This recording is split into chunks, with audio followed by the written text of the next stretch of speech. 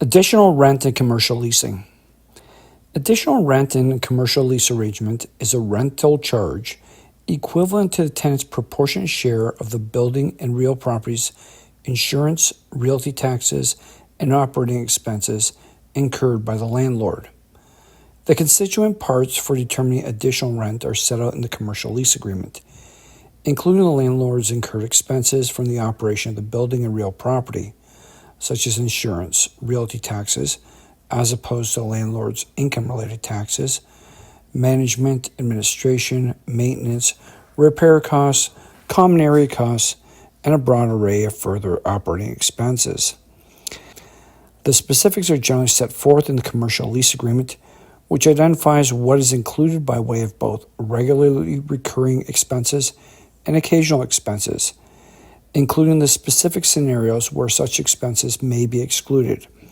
For example, where another commercial tenant is solely responsible for the particular costs. The landlord will attempt to recover by way of additional rent as much of the expenses it has incurred and is permissible pursuant to the commercial lease agreement and the law, such that a commercial tenant needs to scrutinize the lease agreement against inappropriate or improper inclusions in additional rent. Commercial tenants are typically charged their proportionate share, based on the square footage of the premises as a percentage of the total square footage leased of the building, of those permissible landlord expenses that are charged by way of additional rent. Due to specific tax considerations, commercial tenants only pay in their proportionate shares the equivalent of the landlord's operating expenses due to the particularities of GST, HST taxation that makes direct payment not tax advantageous.